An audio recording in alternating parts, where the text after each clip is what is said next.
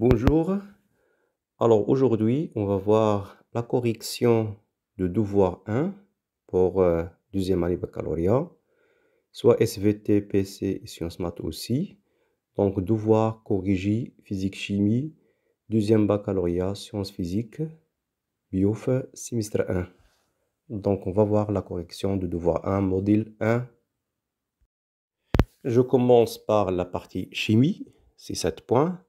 On considère l'oxydation lente de l'acide oxalique par les ions permanganate. À la date T égale 0, on mélange un volume de V0,25 ml de la solution de permanganate de potassium de concentration C0 est égal à 0,01 mol L-1 et un volume V1 20 ml d'acide oxalique de concentration C1 0,1 mol L-1. On ajoute un volume de V' 5 ml de l'acide sulfurique pour acidifier la solution. L'ion permanganate MnO4- et l'acide oxalique H2C2O4 appartient au couple redox suivant. MnO4- Mn2+, et CO2 H2C2O4. Première question, c'est 1. Ça coûte 2 points. Écrire les deux équations électroniques relatives au couple et établir l'équation de la réaction bilan entre les ions permanganate et l'acide oxalique. Alors la réponse, c'est 1. On va écrire les deux équations électroniques, puis on déduire l'équation de la réaction bilan. Alors la réponse, sachant que le couple MnO4- et Mn2+, par l'application de deux lois, la conservation de la masse et la conservation des électrons, ça donne deux équations électroniques MnO4- et MnO4- plus 5 électrons plus 8H+, ça donne Mn2+, plus 4H2O. Donc on peut vérifier la charge et les atomes aussi.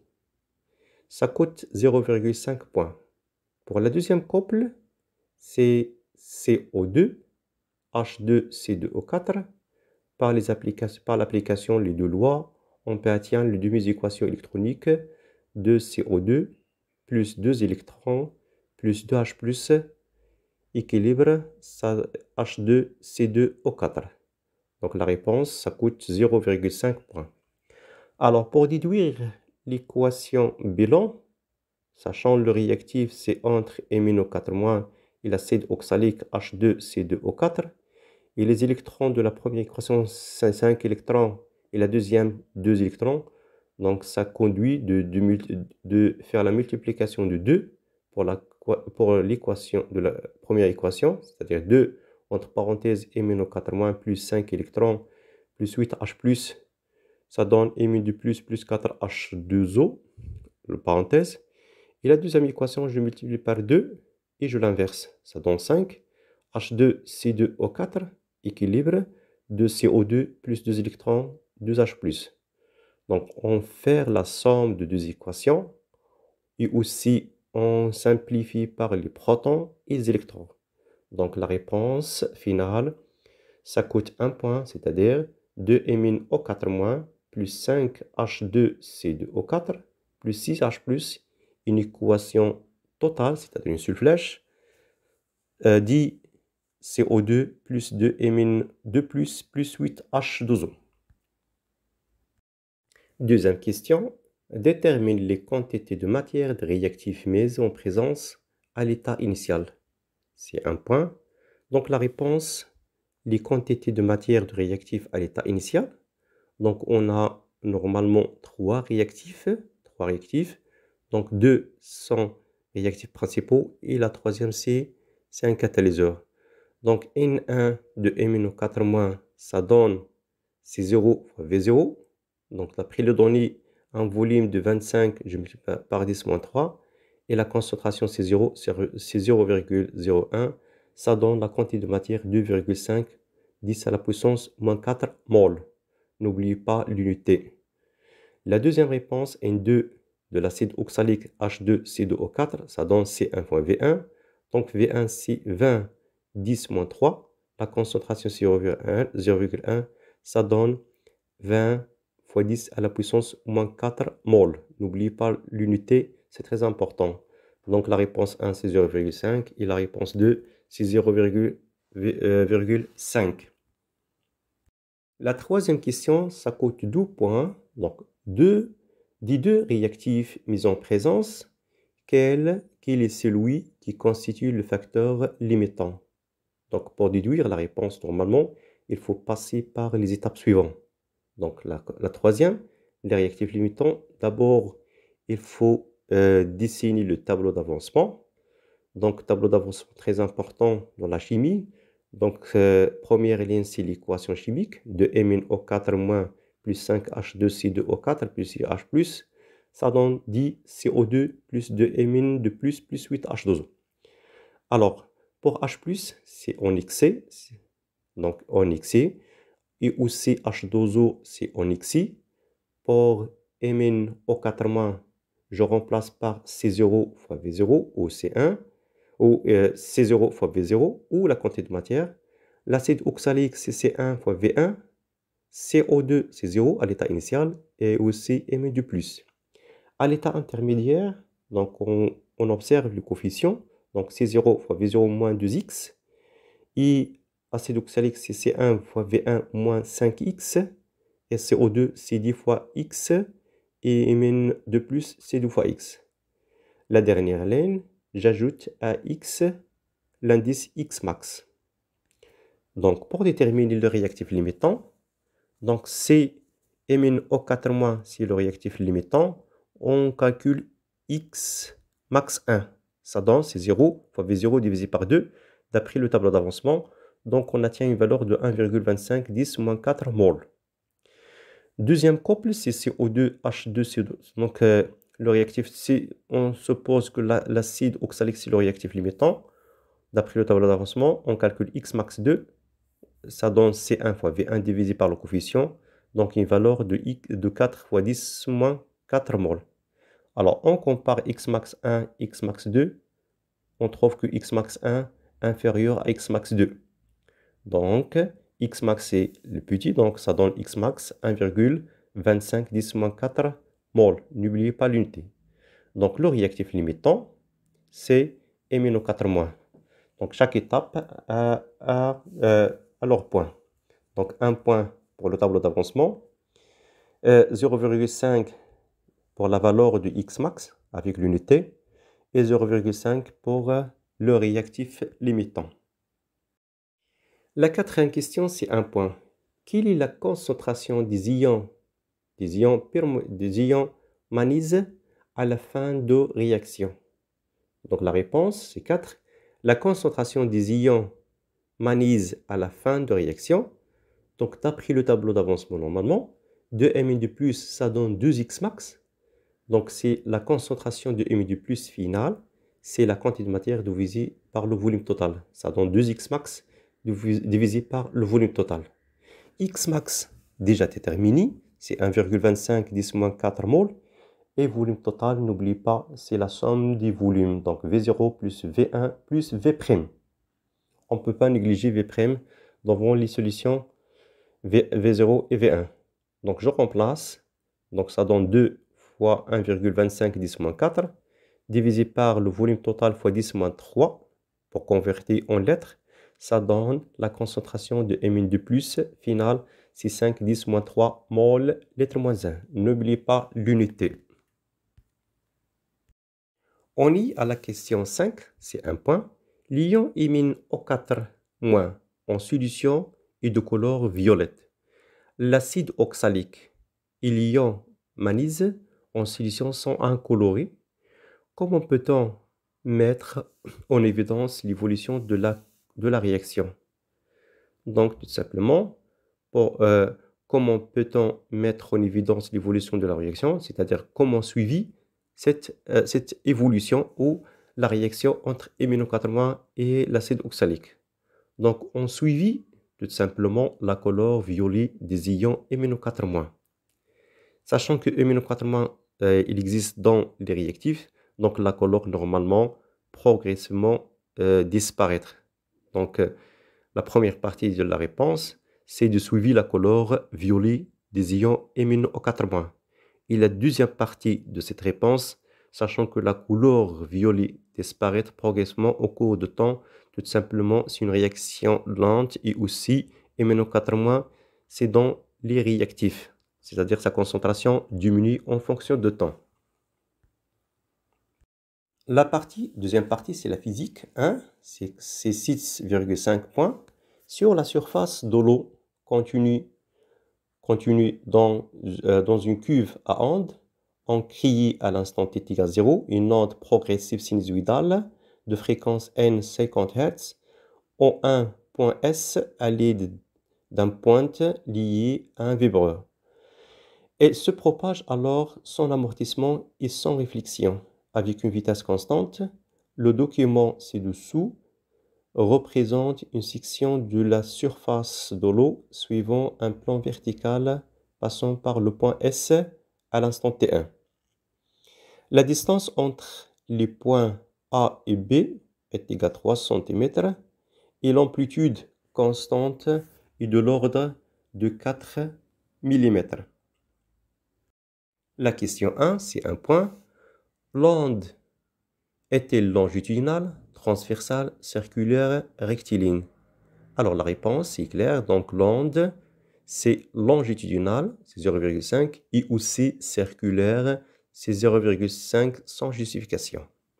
La deuxième question, c'est déterminer la valeur de la longueur d'onde lambda et on doit déduire la vitesse v de la propagation de l'onde. C'est 1,5 points. Donc la réponse, pour déterminer la longueur d'onde lambda, alors d'après normalement la figure, la longueur d'onde, on constate qu'il contient 6 lambda. 6 lambda. Donc d'après le schéma normalement, on peut constater que la distance AB est égale à 6 lambda. Donc lambda est égal à B divisé par 6. D'après la valeur de AB, c'est 3 cm. Donc ça donne 3, 10 moins 2. Je convertis en mètres divisé par 6. Donc lambda est égal à 5, 10 moins 3 mètres. Donc, cette valeur normalement, ça conduit de donner 0,75 points. Pour la vitesse, sachant que la vitesse est égale à lambda fois n, lambda déjà calculé, c'est 5, 10 moins 3. La fréquence d'après les données, c'est 50 Hz. Donc la vitesse est égale à 0,25 mètres seconde moins 1. C'est 0,75 points. N'oubliez pas l'unité dont lambda est V aussi. La troisième question, c'est un point. Déterminer le sens de déformation à la date t égale 0. Alors, le sens de déformation à la date t égale 0, d'abord, on va voir la partie concerne à t égale 0. Donc, l'onde arrivée au point A et B, donc soit A ou soit B. C'est la forme de cette onde à t est égal à 0. Donc, je zoome sur la partie A, c'est son symétrie. Donc, je trouve que la partie A, je peux schématiser la déformation de chaque point pour un schéma simple normalement. Alors, le sens, le point A et B vibrant tous vers le bas d'après le schéma normalement. Donc, le sens de déformation à la date t égale 0, c'est vers le bas, Donc, le sens de déformation à t égale 0 est vers le bas aussi.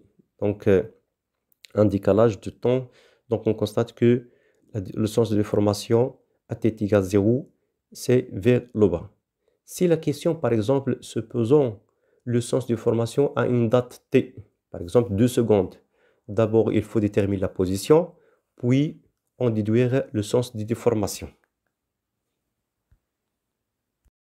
Quatrième question, c'est un point. Comment le point A vibrant par rapport à la source S? Je peux nommer aussi A, c'est un point M, ou B aussi. Justifie la réponse. Donc la réponse, c'est un point. Le point A vibrant par rapport à la source S. Donc on va calculer le rapport de la distance SA divisé par lambda. Donc ça donne Ça donne, donc sachant que SA, c'est 3 lambda. Donc c'est 3 lambda divisé par lambda. Je simplifie par lambda, ça donne 3. Donc SA est égal à 3 fois lambda. Donc il vérifie aussi la relation SMI est égale à K fois lambda. Donc je peux déduire que le point A vibrant en phase par rapport à la source S. Pour la cinquième question, quelle est la valeur de l'instant T1? Donc la valeur de l'instant T1, donc V, c'est la distance sur T1. Donc sachant qu'une phénomène symétrique par rapport à S, donc la vitesse c'est SA divisé par T1 ou SB divisé par T1. Faites attention, c'est une phénomène symétrique par rapport à S. Donc ça conduit d'écrire T1 est égal à SA divisé par V. Et où c'est T1, c'est AB divisé par 2 fois V. Je remplace et je trouve que T1 est égal à 0,06 secondes. Donc chaque étape nous conduit de donner 0,5 points. 6, la dernière question de cette partie. On éclaire la surface de l'eau à l'aide d'un stroboscope dont la fréquence est égale à NE 51 Hz, d'écrire ce qu'on observe sur la surface de l'eau en justifiant la réponse. Alors, la réponse, ce qu'on observe sur la surface de l'eau en justifiant la réponse. Alors, la fréquence de vibreur est égale à 50 Hz, la fréquence d'un stroboscope NE est égale à 51 Hz. Donc, si je compare les deux valeurs, je trouve que la fréquence de stroboscope est supérieure à la fréquence de vibreur. Donc, ça conduit de noter 0,5 points. Alors, d'après cette valeur, la comparaison, on peut déduire que le mouvement ralentit dans le sens inverse. Je peux le montrer par un schéma simple. Donc, le sens normalement, qu'on observe que les ondes vont chez le centre de vibreur. Donc, c'est le sens inverse. Alors, le deuxième exercice, physique 2, c'est 6,5 points. L'échographie est une technique d'analyse médicale fréquemment utilisée pour suivre une grossesse, mais son usage est plus général. Elle permettant de mesurer la taille d'un organe, cette technique permet de diagnostiquer une tumeur qui en changerait les dimensions. Le principe de cette technique est représenté sur la figure ci-contre qui montre la propagation des ondes dans le cerveau. Les données, la vitesse de propagation des ondes ultrasonores dans le cerveau est égale à 1500 mètres seconde moins 1. Alors, le diapo suivant représente l'échographie du cerveau, contient hémisphère droite et gauche plus la sonde. Et aussi, le figure 2 représente l'échographe obtenu. Ce sont des instants P1, P0, P1, P2 et P3. Alors, première question, c'est 0,5. Comment s'appelle le phénomène qui permet à l'onde à revenir vers la sonde? La réponse, ça coûte 0,5 points. Donc, le phénomène qui permet à l'onde de revenir vers la sonde, donc un schéma existe à droite. Donc, il s'agit de phénomène de réflexion, c'est-à-dire de faire le retour. Deuxième question, aussi ça coûte 0,5 points. Comment s'appelle le phénomène qui permet à l'onde d'un milieu, à un autre, c'est-à-dire de passer d'un milieu à un autre milieu, c'est-à-dire transparent condition. Donc, le phénomène qui permet de l'onde de traverser d'un milieu à un autre, il s'agit de phénomène de réfraction. Donc, ce phénomène s'appelle réfraction. Ce n'est pas dispersion, c'est réfraction, c'est-à-dire de passer d'un milieu à un autre milieu à condition c'est un milieu transparent. Faites attention, ce n'est pas dispersion. Oui, la troisième question, c'est 1,5. Attribue une signification aux pics P1, P2 et P3. Donc les pics P1, P2 et P3. Donc un signal P1, c'est pour T1, c'est 10 microsecondes. dû à la réflexion de l'onde sur la face externe de l'hémisphère gauche. Donc c'est 0,5. Un signal P2 porté normalement pour T2 310 microsecondes dû à la réflexion de l'onde sur la surface séparatrice des deux hémisphères, c'est 0,5. Un signal P3, c'est T3, c'est 310, normalement c'est 310, dû à la réflexion de l'onde, la surface interne du hémisphère droite, c'est 0,5 points. La quatrième, c'est 2 points. On déduire la largeur de chaque hémisphère. Donc, je commence par la partie gauche.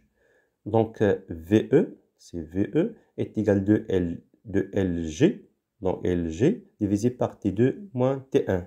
Donc, je peux déduire de LG est égal à VE, entre parenthèses T2 moins T1. Donc, finalement, l'expression de LG, donc la longueur gauche, est égale à VE, la différence T2 moins T1 divisé par 2. La suite, je remplace chaque valeur, je remplace la vitesse, 1500, et je remplace T2 et T1, et je change l'unité microseconde en seconde. Je trouve que LG est égal finalement 10,5 cm. De même, je peux aussi écrire l'expression de la vitesse O est égale de L droite divisé par T3 moins T2. Donc étape par étape, et je trouve que l'expression de L droite, c'est VE T3 moins T2 divisé par 2. Et je remplace chaque valeur et je trouve que la valeur finale de L droite, c'est 12,5 cm. La dernière question, c'est 2 points. Comparer les deux longueurs. Peut-on diagnostiquer une tumeur en négligeant l'épaisseur de courbe Callot qui sépare les deux hémisphères? Donc, pour comparer, on a trouvé que L gauche est égal à 10,5 cm et aussi L droite, c'est 2 cm. Donc, si je compare, je trouve que la longueur est différente. Alors, c'est-à-dire une tumeur sur l'hémisphère gauche.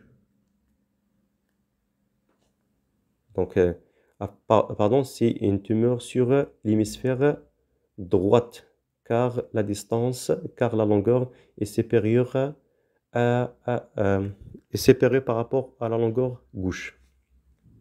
Alors finalement, je remercie pour votre attention. À la suite, on va voir la correction de d'autres devoirs le plus prochain, Inch'Allah. Merci pour votre attention.